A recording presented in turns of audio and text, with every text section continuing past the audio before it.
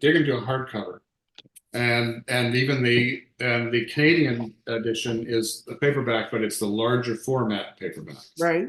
So it was the US edition. They're the ones that went cheap.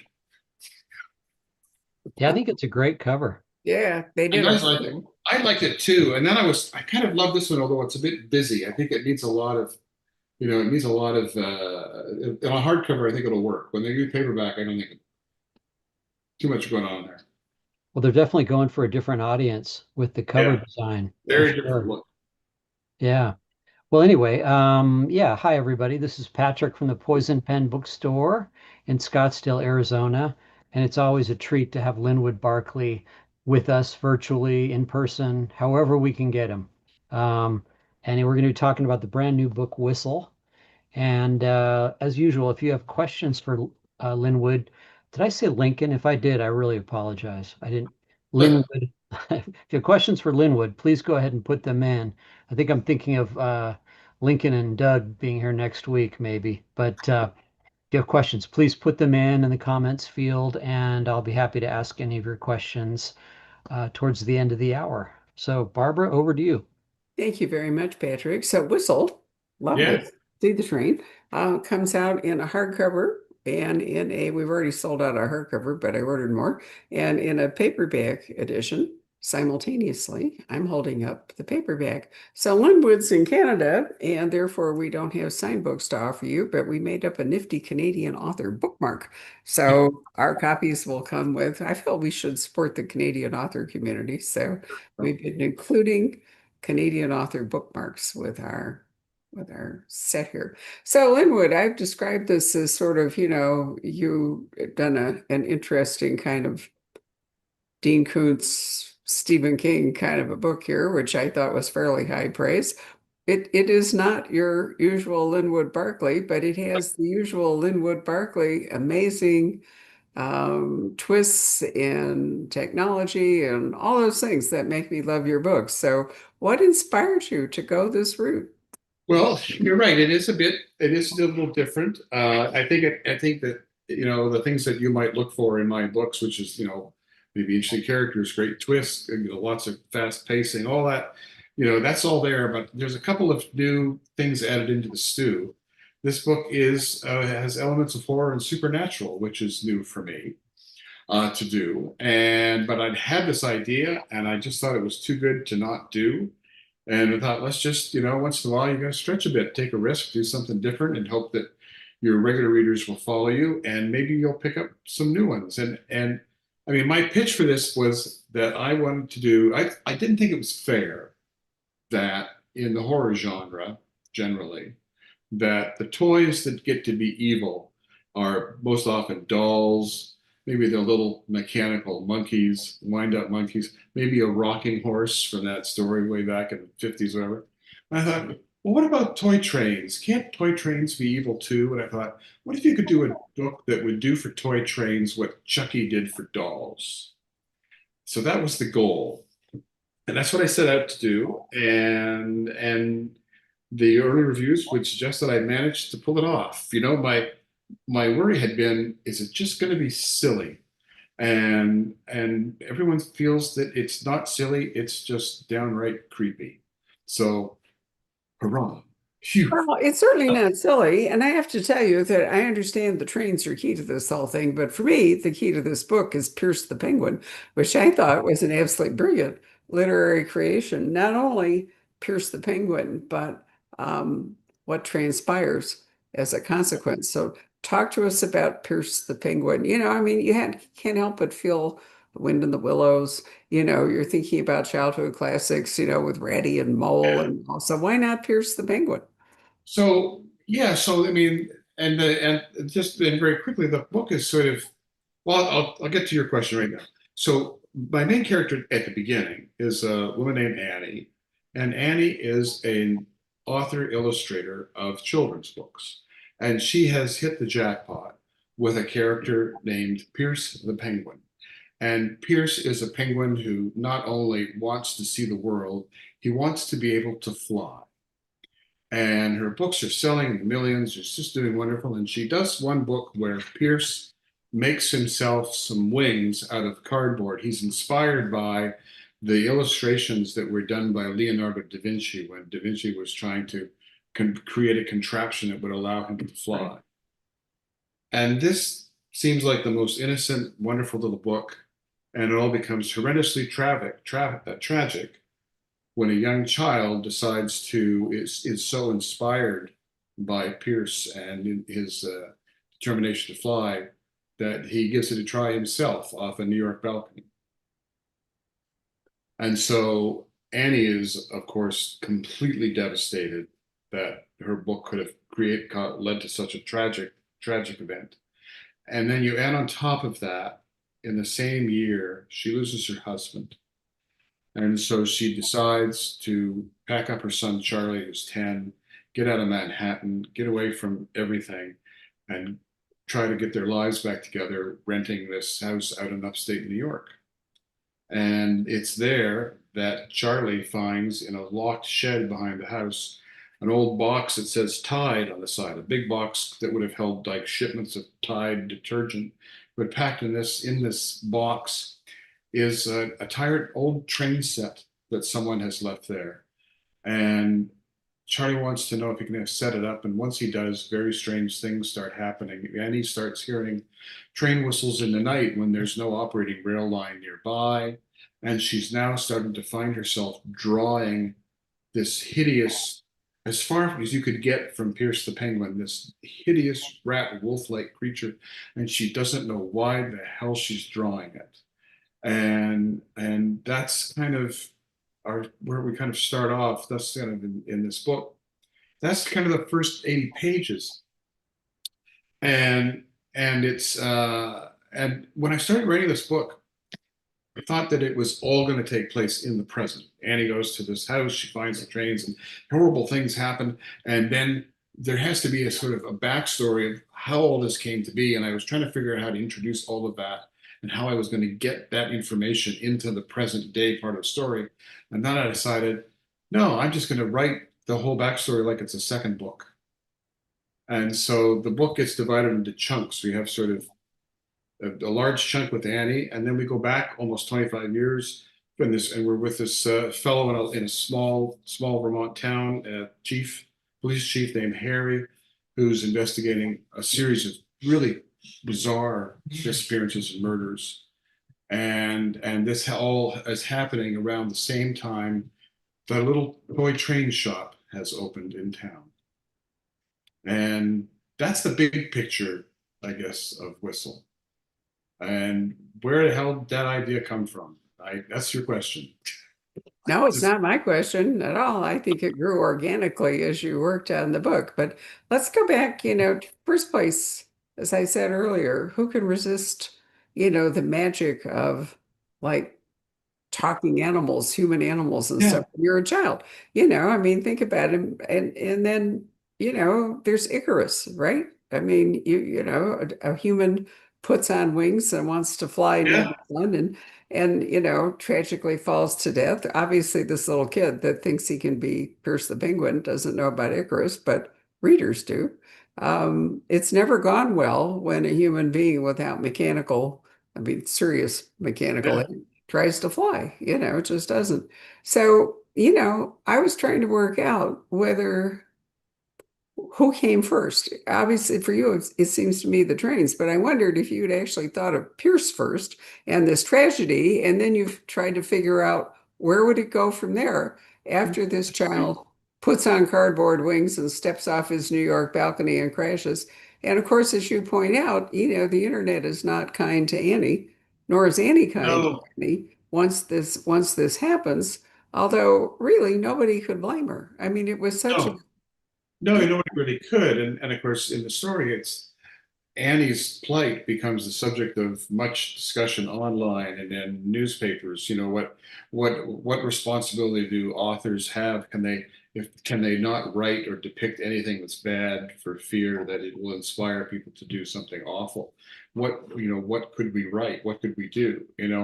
But I think that I don't think that the Pierce the Penguin really came to me until I decided that my main character was going to be a children's author and illustrator.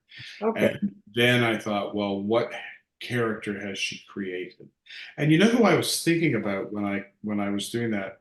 I was thinking about Ian. I don't know if you're familiar with Ian Falconer, who did the Olivia the Penguin, the Mhm. big little Piglet books. Sure. And we're big, huge. I know he's passed away now, but we were big fans of the Olivia books. And even though our kids were grown up, whenever a new one came out, I would buy it for my wife Neitha because we just loved those books. And I think I was really thinking that she was a kind of an Ian Falconer kind of a person, a writer, author, illustrator. And so it was, like I say, it was after I decided that's the kind of character I needed. Then I had to think, well, what character has she created? And it was funny there. I spent a lot of time Googling uh, uh, names for the penguin that would start with P. And I went through there's all kinds of children's books about various penguins. And I kept trying to find one that, I think I had Peter Penguin and Paul Penguin and Patrick. And every time I looked up one, it was like, that's been done. But finally, Pierce, I could settle on Pierce because it hadn't been done.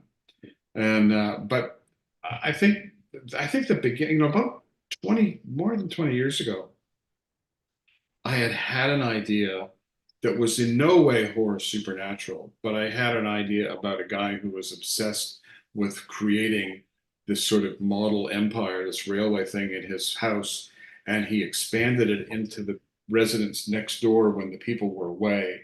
And when they returned and saw what he'd done, he had to kill them so he could continue to play with his creation. Mm. And and I played around with that idea for a while and I never wrote it. And I think it just sort of tucked away in the back for a long time and then it came back. And another thing that partly inspired this events that happened later, there's a reference in the novel to an actual event that happened outside of Toronto in 1979. Yeah. That was when there was a massive train derailment in a municipality, a city called Mississauga, which is butts up next to Toronto.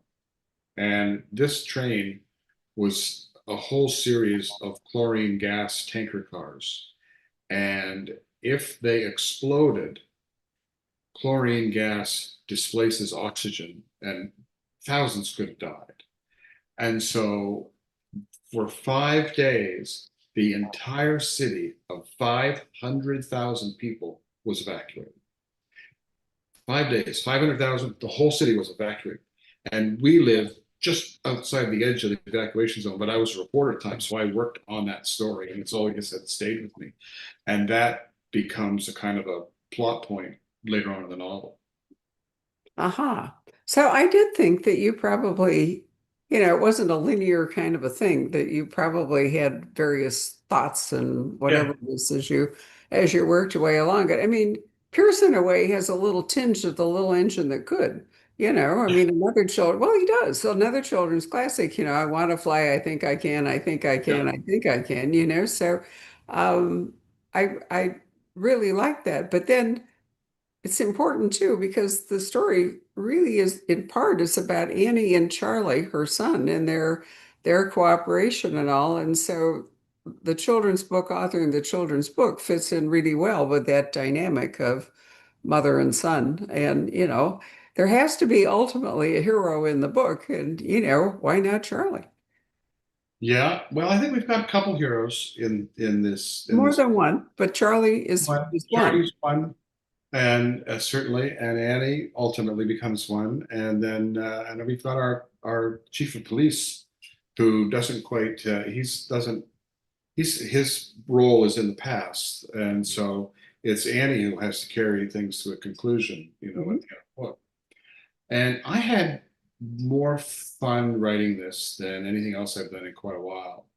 And I think it was partly because, when you write a thriller mystery novel that's, completely in the real world, all those plot points, they're like writing a Swiss watch. It Right. has it has to fit. And you can tell when some writers take that proverbial square peg and jam it into the round hole to make the plot work at the end, and yeah, but and it's not quite satisfying. But to make it work, it's got to just fit perfectly. But when you're writing horror supernatural, while there are still rules that apply, it's a bit liberating. And you can write scenes and do things in a book that you don't have to really account for. You don't have to explain yourself. You can have train whistles going in the night when there's no train nearby, and you don't have to explain it because it's part of the whole supernatural aspect of the story. And I found being able to do that was, at first it felt like, well, I can't do that because that would really happen. And then I'm thinking, that's not the kind of book we're writing today. You can do something, you can get away with more. Actually, you're incredibly on trend. I mean, I realize you didn't do it for that purpose, but nonetheless, there is this, several years ago, various authors, Jane Ann Krentz and J.T. Ellison and I actually did a three-part Zoom conversation during COVID about the whole thing. But the question was, what's the next big thing? And I said it was going to be the Gothic. So then we had these intense conversations about what the Gothic is. And of course, a natural outgrowth of the Gothic is really to bring horror back. Yeah, And so we're in the middle of a Renaissance or Renaissance, if you want to be British, or Canadian, Renaissance of the horror novel as an outgrowth of the Gothic.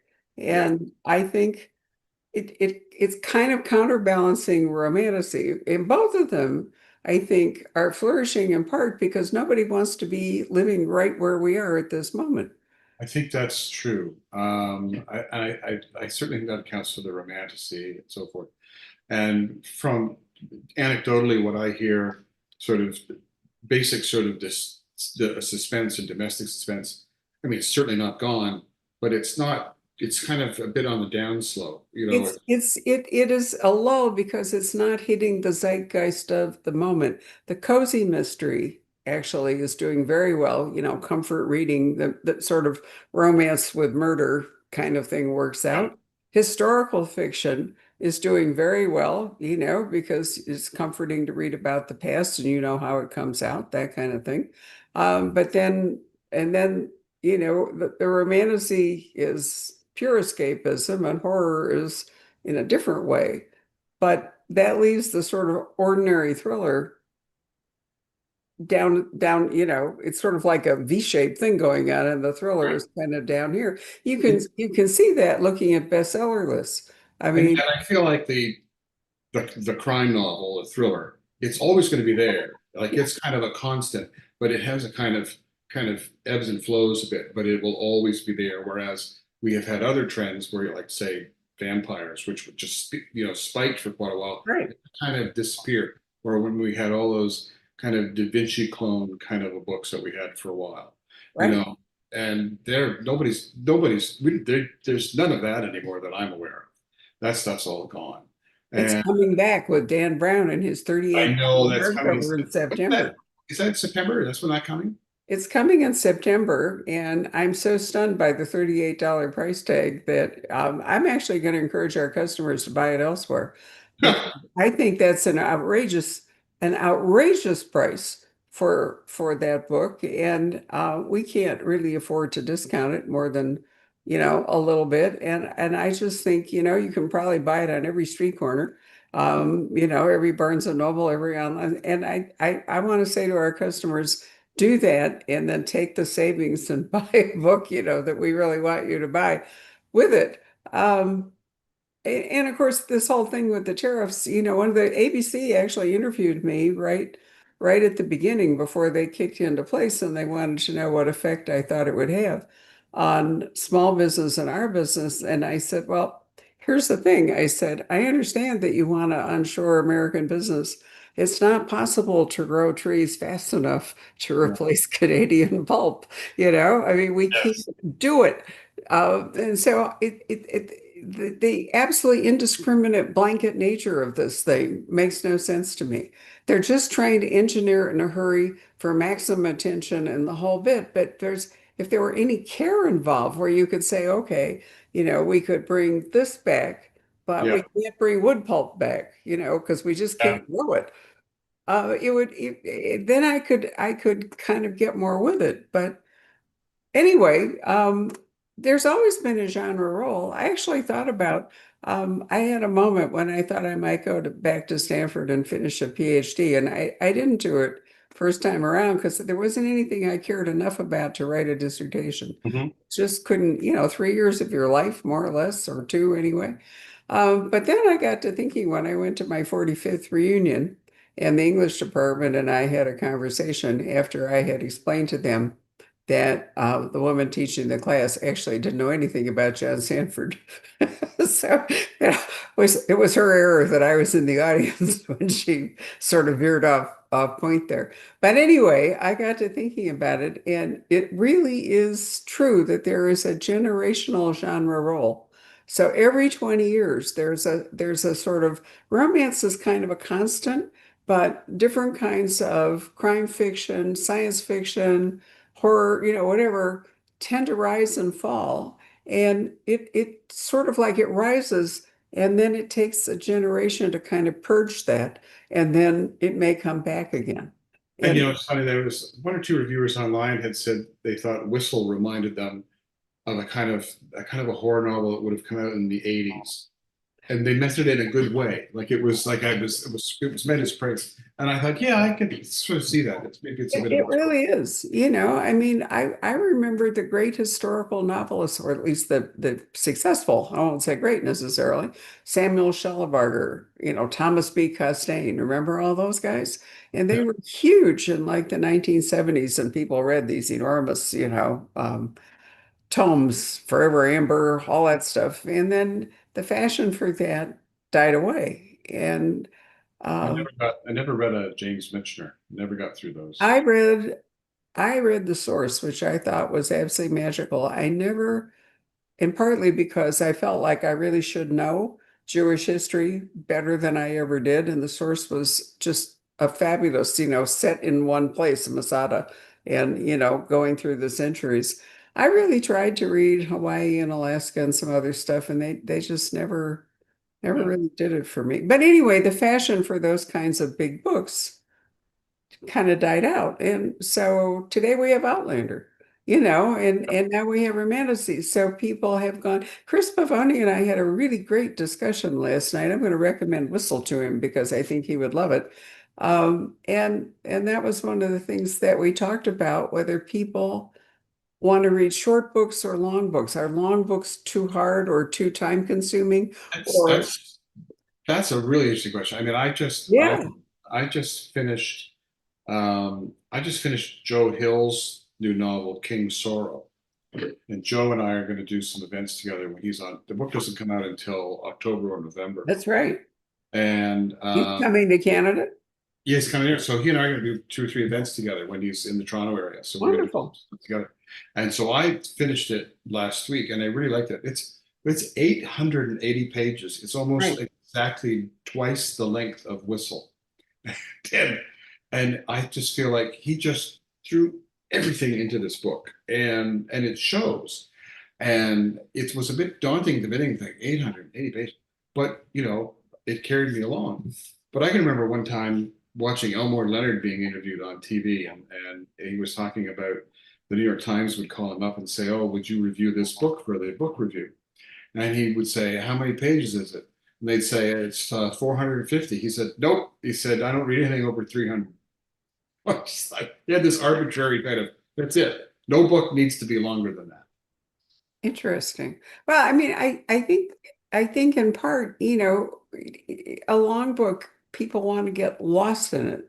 And other times people are impatient or careful about their time, and it depends in part where you are in your life, but I think it also depends upon life, what's happening right there. And in the 50s, when I could see the long book, was something that people had sort of the mindset and the leisure to get lost in.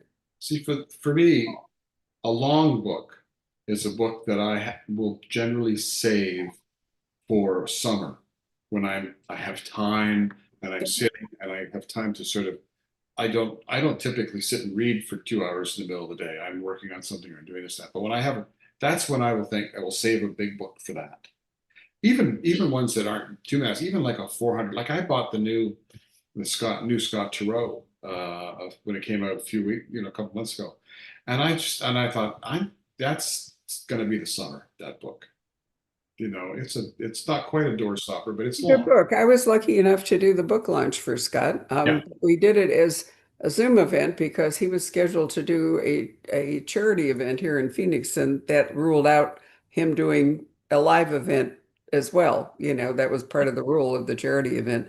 And so I read it. And of course, Scott and I both grew up in Winnetka, Illinois, and went to the same high school. And, the whole thing he writes about is that kind of Northern Illinois fictitious county and all. I think you'll really like it. Well, There are a lot of wonderful things involved in it. I didn't care for a couple of the Rusty, you get a little tired of Rusty, I think. And so I wasn't necessarily enthusiastic when I agreed to do it and committed to reading it, because obviously if I'm going to talk to him, I have to do that. But I really liked it. It's a Rusty, a contemplative looking back, his life that he's settled is disrupted and all, but it's almost elegiac in some ways. I interviewed Scott Rowe came to Toronto when he was on a tour for Suspect 2 years ago, Yeah. and I interviewed him on stage at an event in Toronto. And first of all, I quite liked him, Yeah, he's a great guy. but I think he's just I just think he's an astonishing writer, just an astonishing craftsman. I just think he's just a beautiful writer. I think he is too. And I think that one of the things we talked about was whether he could have written the book until he got to the age that he is. And he agreed that no, that this was a book, that a person at his time of life now would write that would not have been possible for him to write when he was young. And, I think that's interesting too, whether not just what do we read at certain ages, but if we're a writer, what do you write at a certain age? I also interviewed, I wonder, I would be amazed if he didn't come to see you, but I also interviewed on stage in Toronto for his mystery novel, James Comey. Did you? Yes. Which Yeah. one? The The first one? the first one. What was that, Central Park West? Is that the first Yeah, one? I think so. Right. I did. Yeah, I interviewed him for that. And that was a very interesting event. And a lot of fun to do. And now there's three of them, right? Yeah, the third one is was out in May, I think. Well, we're still in May, so just out this month. Yeah, yeah. So I've only read the first. So have I. Yeah, And I think it's interesting that he has taken up that a career writing crime. I mean, he could have been writing lots of other things, but I often wonder, what do you do as the second act? If you've done something, if you've had a public career like that, what is it that you do? Do you write a memoir? Do you write, some kind of, commentary on nonfiction or whatever, or do you take up writing fiction? And if you do, what kind of fiction? yeah, yeah. It's interesting. I think I've got no more acts in me. I'm just going to keep doing this. Well, so that's an interesting question. Are you going to continue to write in this kind of, Well, or are you going back to a more classic thriller? I think that the next book that comes from me will be the kind of a book people have come to expect. But going beyond that, I mean, I have at least two ideas for books that I would say are out of my lane Yeah, and different, and that I am thinking about. I think much will depend on how Whistle is received. Like right now, it's number three on the Canadian fiction best list here, and so it's had a nice great start here. It comes out June 5th in the UK, and I'm going over there to do a tour, and I'm going to the Capital Crime Fiction right. Festival. I know you were. I went last year, so I was really sorry that our timing didn't coincide well. I'm doing an event with Andrew Child on the Friday night. And so, much will depend on that, I think. But I'm glad I did it. It's one of these sort of things I think it's, it could sink like a stone, or it might do great. But I'm not sorry I did it, because I think it's the best book I've ever done. I think it's wonderful. I truly enjoyed it. I mean, you made me slightly nervous before, when you talked to me about it before I got a copy to read, but no, I really loved it. There are many things. Well, for one thing, I love Pierce as I love the idea. I wish you'd write a book. Why can't Here's you the write thing: Annie's book? It would be terrific. I No, could write it. I just need a good illustrator. it, it's you've been in the book publishing world for a really long time, and so your insights, which are part of the book, into Annie's relationship with her editor, Annie's struggles to you know to write her children's books and to come up with, all of that. I'm not really a horror reader. I am not a Stephen King reader. I do read Dean Koontz, partly because I talk to Dean Koontz, and, I always read books for authors that I talk to.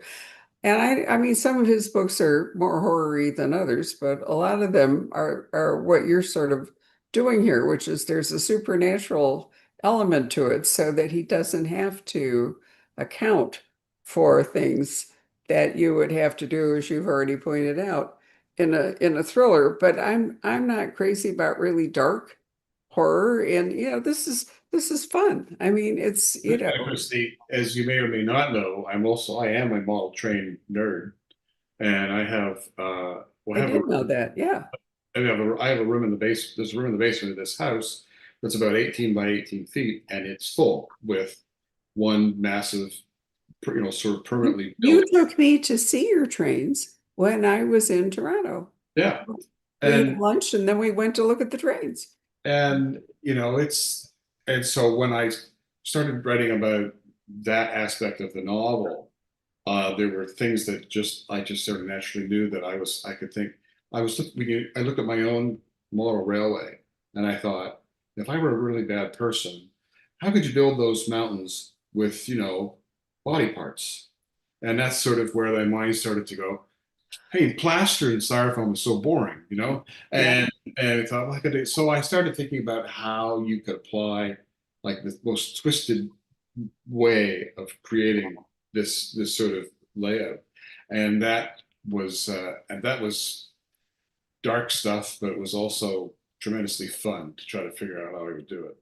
When I was young, model trains were such a thing. I mean, that's what little boys wanted for Christmas. Yeah.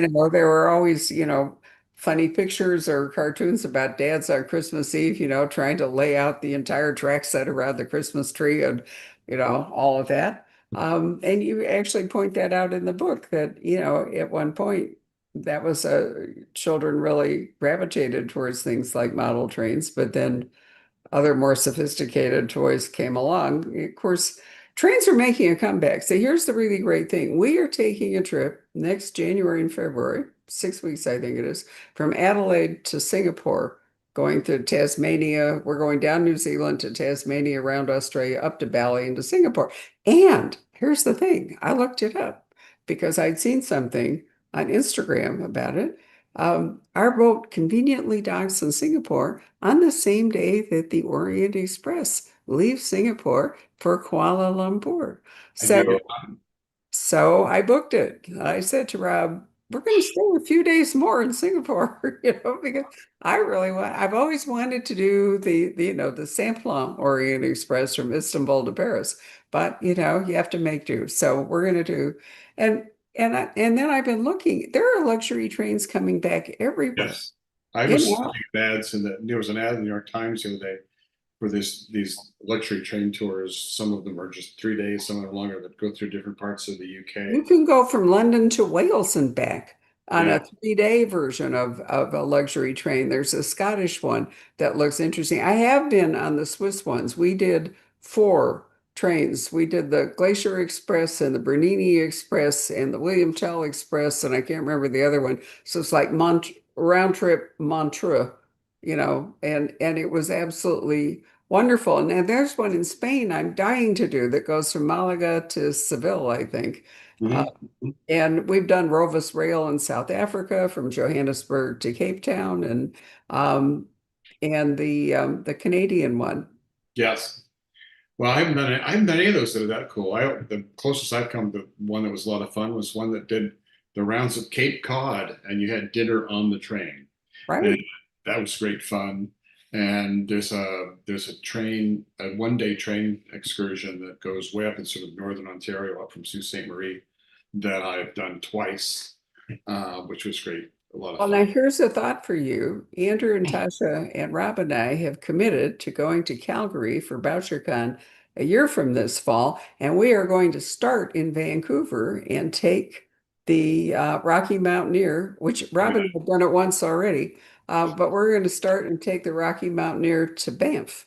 And that's a cool. wonderful, so, I can't recommend that one highly enough, but I only recommend it from Vancouver to Banff because you want to move towards the end. It's like reading a thriller. You want to start Yeah, in Vancouver and you want to rise towards, the glorious culmination of the Banff Springs Hotel. If you start, which we did, because we did it round trip in Banff and go down to Vancouver, it's not the same.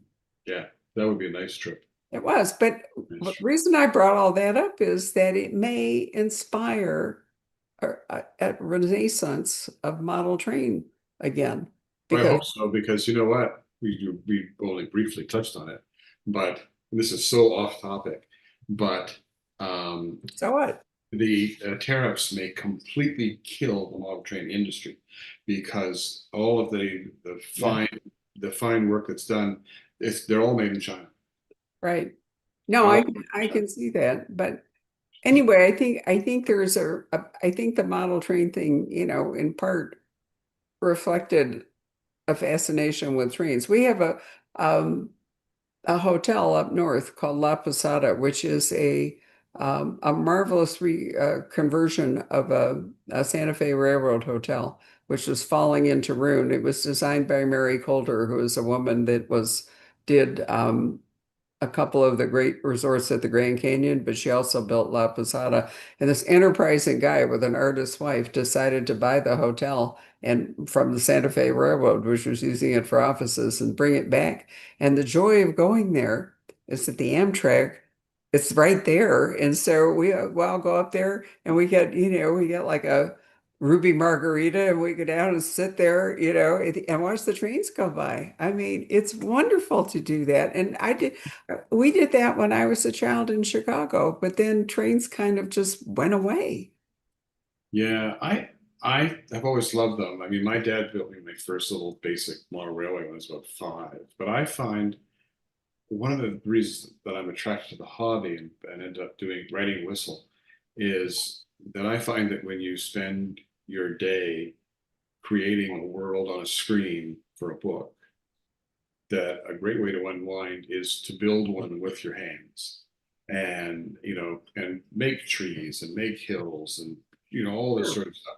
It's sort of kind of, for me, it's kind of therapeutic. Would And that have been true when you were typing? I mean, back in the day, when if you were writing as a reporter, if you were typing out stories and all, would that have been a different thing that you that's were kind of working with your hands? that's kind of different. And of course, reporting is running out and talking to somebody and then coming back and writing it up and then running out and talking to somebody else. But when you sit in your own office in the house all day and you just sit here and you're typing away because you're making it all up and not talking to it, that's when it's nice to take a break and get away from it. Sure. And Makes so, perfectly good sense. Well, anyway, one of the reasons, well, there's several reasons to love the book. I've already talked more than I should have about children's books and Annie and Pierce the Penguin and all, which I loved. I really enjoyed the relationship between Annie and her editor. mm, I love the relationship between Annie and her son Charlie, yeah, and how they eventually come. This it's not really a spoiler. Eventually come to thwart the evil in the book. And, the trains are an important tool for the bad guy here, but and an easy way to suck Charlie in. But I don't really think of this as a horror novel. I mean, I know there's supernatural stuff in it, but it's really a lovely story, about a woman making her way, becoming a writer, becoming a mother, getting through being a widow, bonding with your son and defeating evil. It's not a Marvel As comic. one does, But I mean, it's sort of the opposite, of the Marvel comic thing. But I mean, it's just a lovely book, Linwood. I enjoy, in many ways, Elevator Pitch has always been my favorite of your books up Oh, till yeah. now. I mean, partly because it's one of the great titles. I mean, it's the perfect title. I'm so in awe. And also because, I thought once again, you embraced the technology, which is the modern elevator, It was funny when I did an event one time for Elevator Pitch in England, and I guess they didn't catch the double meanings. They said, "Well, shouldn't it be called lift pitch?" No, no, no, no, no, no, no. But I mean, the facial recognition thing and the fact that the elevator is a smart elevator and all these other things, and so I think you love that kind of thing. And so Yeah. you brought it back in this book with the trains. So I feel a sort of kinship between elevator pitch and whistle. And it's one I don't know if it's one you got ahead or not, but I mean, 2 years ago I did a book that was kind of out of my lane as well, and that was a book called Look Both Ways, which Yeah. was more like a Michael Crichton tech thriller about self-driving cars running amok. That's another book that I had great fun writing because it was, in its own way too, was kind of liberating because I could do outrageous things in it that I couldn't do in a conventional thriller. Right. Got it. I think we should call Patrick up and see if there are any questions from the audience All righty. or from Patrick, who's allowed to ask his own questions. Let's see.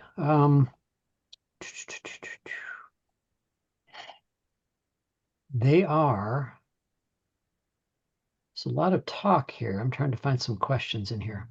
Okay, yeah. Our friend Stefania from Italy, she says, I have a question. Have you ever experienced a strange or supernatural situation in your life? Do you believe in this stuff? Thank you. I got asked that the other day too about if I believe in ghosts, and I said not really, but it doesn't mean I don't enjoy a great ghost story. You don't have to believe in it to enjoy it. So I would say no, although I have to say I don't think this is quite the same. Our daughter is going to have twins any day now, and we're on constant alert because as soon as she's off hospital, we're taking her 2-year-old son to our place. The dogs were.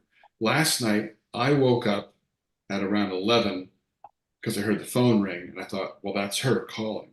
And I woke up, and the phone didn't ring. I heard a phone ring in my head in a dream, and I woke up, and I was ready to go. And my wife woke up. She said, "What's going on?" I said, "It's the phone." And I looked. The phone hadn't rung. It was completely dead. I don't think that's supernatural, but it just shows that your mind can do crazy stuff when it's under stress. Let's see. I mean, can we tell Stefania from Italy that the Italian translation of Whistle has just been finished, and the book is coming out over there very soon. Oh, really? Ah, Stefania, you really would love this book. So zip down to your local bookstore there in Jeez. Tuscany and grab a copy. Yeah. Stefania and her husband have invited my husband and myself to have dinner with them when we are in Florence for a week next September with Ross King, author of Brunelleschi's Dome, which I think is one of the truly great That sounds true crime classics. So I'm really looking forward to it. sounds great. Yeah. Let's see. What sort of things scare you? Other than current Don't say. events, Yeah, exactly. I think I think current events scare me more than anything. Um, I think once you become a parent, the things that scare you the most are your kids okay? And when you're Yeah. worried about when that phone rings. I always loved it when my son would call, this is years ago, and he was still a teen, and he was out with the car. And the first thing he would say is, first of all, he says, "I'm okay." That means that something really bad has happened. He's okay, but something really bad has happened.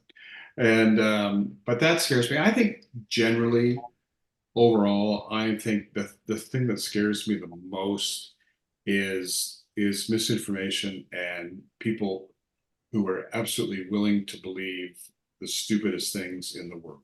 Nothing's that just scares me to death. There's a lot of it going around too. Oh man, the celebration of stupidity. It's just more than I can take some days. Yeah. You're right. Um, let's see. Anybody else have questions? Go ahead and send them in. Let's see here. Well, you answered this a little bit. What do you like to read? Do you have any favorite authors? Oh gosh, so many that it's hard to list them all, but some that immediately come to mind, and it's not always in the thriller genre, but I discovered Anne Patchett a few years ago, and I read Anne Patchett and I think, boy, am I ever glad you don't have to be this good to get published.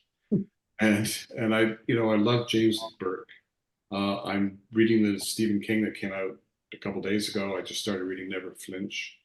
And so there's just so many. And of course, I've told the story before, but going all the way back, probably my all-time favorite when I was growing up and for a long time was Ross MacDonald. And I just adored him, his books. I've And often wished he'd written more. yeah, I know. And I think he had started on one and couldn't finish it because of the Alzheimer's. And I've told you that story for sure before. I mean, I got to know him. I spent an evening with him, dinner with him when I was 21 years old, and he was my hero. He was my hero. And he was Ross married. MacDonald? Is that Yeah. what you said? And he was married to a Canadian. That's right. And grew up, largely in Ontario. Yeah. Was a teacher. Was also Yeah. taught in high It's school. interesting because, he's such a Santa Barbara, he's such a California. I think most people would think that he was a native of the area of the books, but in fact, as you say, he was largely Canadian. Yeah, and I think he brought a sort of Canadian's perspective to that allowed him to see it in Hmm. ways that the people who lived there didn't. That's a You really interesting point, Linwood. I'll have to reread Ross MacDonald thinking that. Yeah, I always take when I go on a book tour. I did a tour in France in April, and I always go to my bookshelf here and I grab an old Bantam Ross MacDonald paperback, and usually read one of those when I'm away. Interesting point. Yeah, Yeah, Margaret Millar, very interesting writer Hmm. in her own yeah, right. yeah. And when I had dinner with two of them, and I had a copy of The Listening Walls. I think that I had her autograph for me. Yeah. So the reason Patrick mentioned that, for those of you who don't know, is Russ McDonald's real name was Kenneth Millar, That's right. but he wrote as Russ McDonald. So his wife Margaret Millar was Yeah, Millar. it went through quite a very. He started off as writing as I think I'm not can't remember if the very first book came out under his own name, but then he did John Ross MacDonald and then shortened it to Ross MacDonald. And then when his last one of his books, I think one of his last ones, The Blue Hammer, he got an angry letter from John D. MacDonald who said you can't put colors in your title. He said to confuse you with me because I'm putting colors in my Travis McGee titles. And he was yeah. You don't know that story? No, Oh no, yeah. but John Dee had no leg to stand on there. I think it's in Tom Nolan's biography of Ross MacDonald. Oh, okay. And Tom Nolan is still writing reviews for the Wall Street Journal, bless his I know, heart. I know. He's a lovely guy. I'm in that book, his biography of Ross MacDonald, Are you? and yeah, John D. MacDonald, of course, his Travis McGee books always had a color in the title, and I think when Ross MacDonald did The Blue Hammer, John D. MacDonald was not happy about it. You know what I mean? Sometimes you just have to let these things go. Yeah, he managed to get him to take out John from his name. That's right. What Uh, more do you want? yeah, right. Yeah, So, is that it, Patrick? pretty much. I mean, there were some folks that tuned in a little bit late and were kind of interested in why you happen to choose a train, but you've already gone over that. They Yeah. Um, can because these reviews stay up. I mean, these conversations stay up. You can always just go back and start from the beginning if you came in late. So no worries there. Let me ask Linwood, is there any potential movie or television history here to wind this up? For this book, you mean, or for For any any book? book?